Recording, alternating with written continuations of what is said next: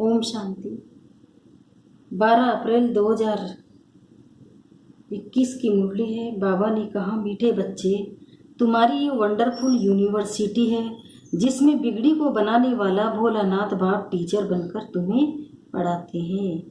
प्रश्न है, इस कयामत के समय तुम बच्चे सभी को कौन सा लक्ष्य देते हो? उत्तर है, हे आत्माएं, अब पावन बनो। पावन बनने बिगर वापिस जा नहीं सकते। आधा कल्प का जो रोग लगा हुआ है उससे मुक्त होने के लिए तुम सबको 7 रोज भट्टी में बिठाते हो।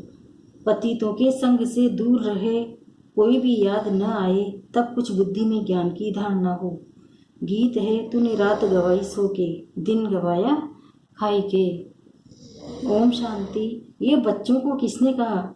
क्योंकि स्कूल में बैठे हुए हो तो जरूर टीचर ने कहा। प्रश्न उठता है, ये टीचर ने कहा, बाप ने कहा, व सतगुरु ने कहा, व वर्षंस किसने कहे? बच्चों को बुद्धि में पहले पहले ये आना चाहिए कि हमारा बेहद का बाप है, जिसको परम पिता परमात्मा कहा जाता है। तो बाप ने भी कहा, शिक्षक ने भी कहा, तो साथ साथ सतगुरु ने भी कहा। ये तुम्हारी बुद्धि में है। जो स्टूडेंट हैं और कॉलेज व यूनिवर्सिटी में टीचर पढ़ाते हैं, उनको कोई फादर व गुरु नहीं कहेंगे। ये है भी पाठशाला, फिर यूनिवर्सिटी कहो व कॉलेज कहो, है तो पढ़ाई ना। पहले पहले ये समझना है, पाठशाला में हमको कौन पढ़ाते हैं? बच्चे जानते हैं, वो निराकार जो सभी आत्माओं का बाप है, सर्व का सदगति दाता है, वो हमको पढ़ा रहे हैं। ये सारी रचना उस एक रस्ता की प्रॉपर्टी है, तो खुद ही बैठ रचना के आदि मध्य अंत का राज समझाते हैं। तुम बच्चों ने जन्म लिया बाप के पास, तुम बुद्धि से जानते हो हम सभी आत्माओं का वो बाप है, जिसको ज्ञान सागर नॉलेजफुल कहा जाता है। ज्ञान का सागर पतित पावन है। ज्ञान से ही सदगति होती है, मनुष्य पतित से पावन बनते हैं। अब तुम बच्चे यहाँ बैठे हो और कोई स्कूल में किसी की बुद्धि में नहीं रहता है कि हमको ज्ञान का सागर निराकार बाप पढ़ा रहे हैं। ये यहाँ ही तुम जानते हो, तुमको ही समझाया जाता है। खास भारत और आम सारी दुनिया में ऐसे कोई भी नहीं समझेंगे कि हमको निराकार परमात्मा पढ़ाते हैं। उनको पढ़ाने वाले हैं मनुष्य टीचर, और फिर ऐसा भी ज्ञान नहीं जो समझे हम आत्मा है। आत्मा ही पढ़ती है, आत्मा ही सब कुछ करती है। फलानी नौकरी आत्मा करती है। इन आर्गन्स द्वारा उनको तो ये रहता है कि हम फलाना है, जब अपना नाम रूप याद आ जाता है, हम ये करते हैं, हम इसे करते हैं, शरीर का नाम ही याद आ जाता है, परंतु वो रोग है। हम तो पहले आत्मा है ना, पीछे ये शरीर लिया है। शरीर का नाम बदलता रहता है, आत्मा का नाम तो नहीं बदलता। आत्मा तो एक ही है। बाप ने कहा, मुझ आत्मा का एक ही नाम शिव है। ये सारी दुनिया जानती है, क्योंकि इतने सब नाम शरीरों पर रखे जाते हैं। शिव बाबा को तो शिव ही कहते हैं, बस उनका कोई शरीर नहीं दिखाई पड़ता।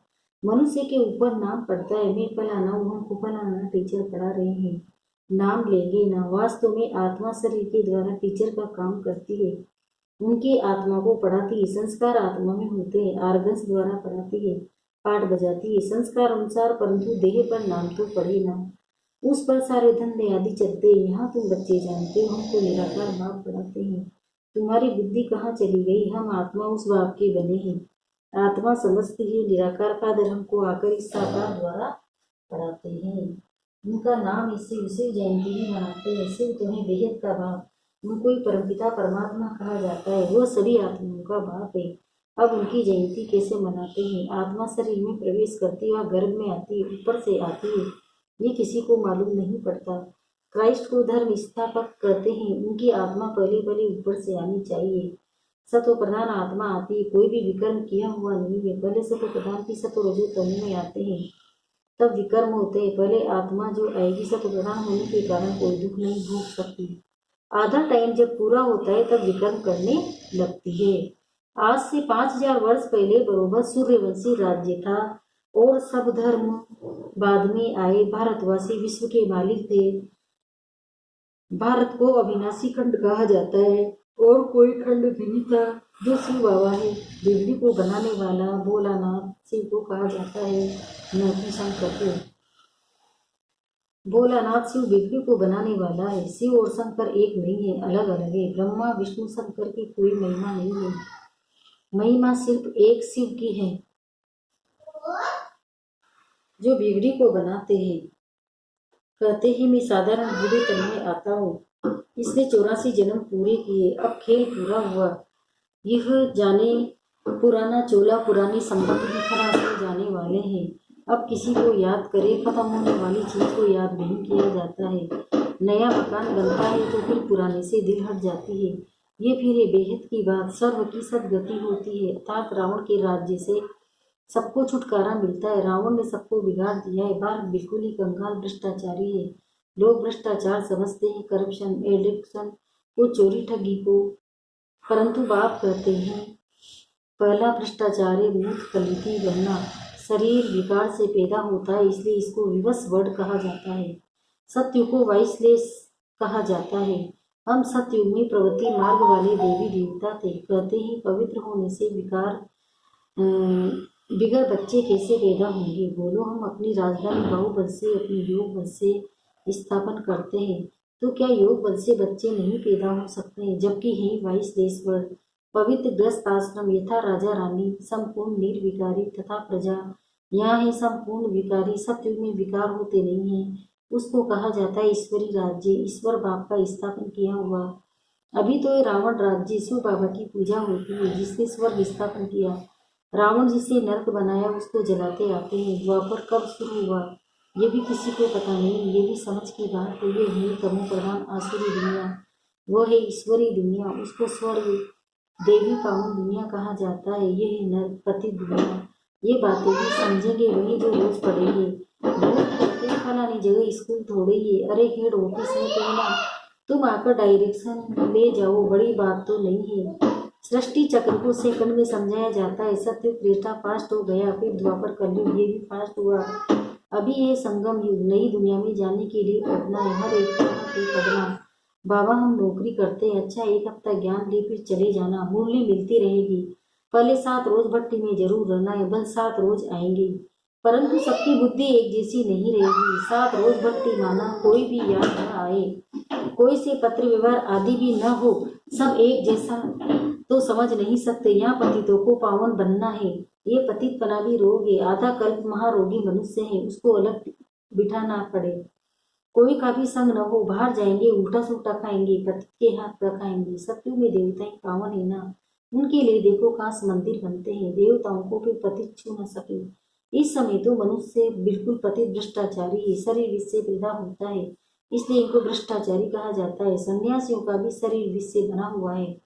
बाप कहते हैं पहले पहले आत्मा को पवित्र होना है, फिर शरीर भी पवित्र चाहिए। इसलिए पुराने इम्प्योर शरीर सब विनाश हो जाने हैं, सबको वापस जाना है। ये कयामत का समय, सबको पवित्र बन वापस जाना है। भारत में होलिका मनाते हैं। यहाँ 5 तत्वों के शरीर तमो प्रधान है, सत्य में शरीर भी सत्व प्रधान होते हैं। श्री कृष्ण का चित्र है ना, नर को लात मारना होता है, क्योंकि सत्युग में जाना है। मुर्दे को भी जब शमशान में ले जाते हैं तो पहले मुंह शहर तरफ फिर शमशान तरफ करते हैं, फिर जब शमशान के अंदर घुसते हैं तो मुंह शमशान तरफ कर देते हैं। अभी तुम स्वर्ग में जाते हो तो तुम्हारा मुंह उस तरफ है, शांति धाम और सुख धाम फिर दुख धाम तरफ है। वो तो मुर्दे की बात है, यहाँ तो पुरुषार्थ करना होता है। शिव टोम को याद करते करते तुम आत्मा शिव टोम में चली जाएगी। यह है बुद्धि की प्रैक्टिस। ये बाप बेट सब राज समझाते हैं, तुम जानते हो। अभी हम आत्माओं को जाना है घर। ये पुराना चोला पुरानी दुनिया है, नाटक पूरा हुआ माना 84 जन्म पाठ बजाया। ये भी समझाया है कि सब 84 जन्म नहीं लेते, जो आते ही बाद में है, और धर्म में जरूर उनके कम जन्म होंगे। इस्लामी से बौद्धियों का कम, क्रिश्चियन के उनसे कम, गुरु नानक के सिख के लोग आए ही अभी हैं। गुरु नानक को 500 वर्ष हुआ है, तो वो थोड़ी 84 जन्म के लिए हिसाब किया जाता है। 5000 वर्ष में इतने जन्म, तो 500 वर्ष में कितने जन्म हो गए? 12-13 जन्म। क्राइस्ट के 2000 वर्ष होंगे, तो उनके कितने जन्म होंगे? आधे से भी कम हो जाएंगे। हिसाब है ना, इसमें कोई कितने एक्यूरेट नहीं कह सकते। इन बातों में डिबेट करने में जास्ती टाइम वेस्ट नहीं करना है। तुम्हारा काम है बाप को याद करना, फालतू बातों में बुद्धि नहीं जानी चाहिए। बाप से योग लगाना, चक्र को जानना, बाकी पाप नष्ट होंगे याद से, इसमें ही मेहनत है। इसलिए भारत का प्राचीन योग कहते हैं जो बाप ही सिखलाते। सत्य देता में तो योग की बात ही नहीं है। फिर भक्ति मार्ग में अटूट से होता है। ये है सहज राजीव। बाप कहते मुझे याद करने से पावन बनेंगे। मूल बात याद की, कोई भी पाप नहीं करना है। देवी देवताओं के मंदिर है क्योंकि पावन है। पुजारी लोग तो पतित है, पावन देवताओं को स्नान आदि कराते हैं। वास्तव में पति का भी नहीं लगना चाहिए। ये सभी भक्ति मार्ग का रसम जीवन। अभी तो हम पावन बन रहे हैं, पवित्र बन जाएंगे तो फिर देवता बन जाएंगे। वहाँ तो पूजा आदि की दरकार नहीं रहती। सबका सदगति दाता है ही एक बाप, उनको ही भोलानाथ कहते हैं। मैं आता हूँ पति दुनियापति शरीर में, पुराने रावण राज्य में। हाँ, कोई नहीं तन में प्रवेश कर गोली चला सकते हैं। इसका मतलब ये नहीं कि सर्वव्यापी हर एक में तो अपनी अपनी आत्मा है। हर में भी सिखाया वह जाता है तुम्हारी आत्मा का बाप कौन है, परंतु समझते नहीं। आत्माओं का बाप तो एक ही होगा। हम सब ब्रदर्स एक हाथ एक है, इनसे वर्षा मिलता है जीवन मुक्ति का। वही डिबेट गाइड है, सभी आत्मा को ले जाएंगे स्वीट होम। इसलिए पुरानी दुनिया का विनाश होता है, होलिका होती है ना। शरीर सब खत्म हो जाएंगे, बाकी आत्माएं सब वापिस चली जाएगी। सत्य में तो फिर बहुत थोड़े होंगे। समझना चाहिए कि ईश्वर की स्थापना कौन कराते हैं, कलयुग का विनाश कौन कराते हैं। सो तो क्लियर लिखा हुआ है। कहते मीठा प्यार करो तो प्यार मिलेगा। बाप कहते हैं जो मेरे अर्थ बहुत सर्विस करते हैं, मनुष्य को देवता बनाने की वो जास्ती प्यारे लगते हैं। जो पुरुषार्थ करेंगे वही मुझ पर पाएंगे। वर्षा आत्माओं को कहना है परमात्मा बाप से आत्मअभिमानी बनना पड़े। कहीं बहुत भूले भी करते हैं। पुरानी आदतें पक्की हो गई तो ठिकाना, कितना भी समझाओ वो छूटती नहीं है। उससे अपना ही पद कम कर लेते हैं। अच्छा, मीठे मीठे सिकिंदे बच्चों प्रति माता पिता बाप दादा का याद प्यार और गुड मॉर्निंग। रूहानी बाप की रूहानी बच्चों को नमस्ते। अब रूहानी बच्चों की भी रूहानी माता पिता बाप दादा को याद प्यार गुड मॉर्निंग। नमस्ते नमस्ते नमस्ते। शुक्रिया बाबा, शुक्रिया आपका पद्मा करें। ध्यान नकली के सारे करना है। किसी भी बात की डिबेट में अपना टाइम वेस्ट नहीं करना है। व्यर्थ की बातों में बुद्धि जास्ती न जाए। जितना हो सके याद की यात्रा से विकार विनाश करने हैं। आत्म अभिमानी रहने की आदत डालनी है। दूसरा है इस पुरानी दुनिया से अपना मुंह फेर लेना है। शांति धाम और सुख धाम को याद करना है। नया मकान बन रहा है तो पुराने से दिल हटा लेनी है। वरदान है माया के विघ्नों को खेल के समान अनुभव करने वाले मास्टर विष्णु निर्मा का भव।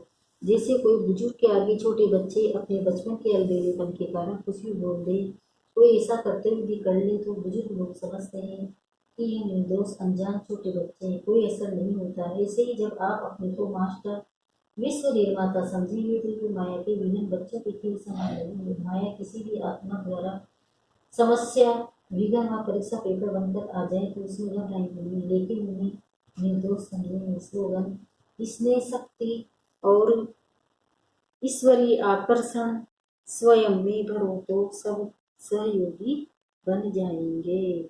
ओम शांति। ओम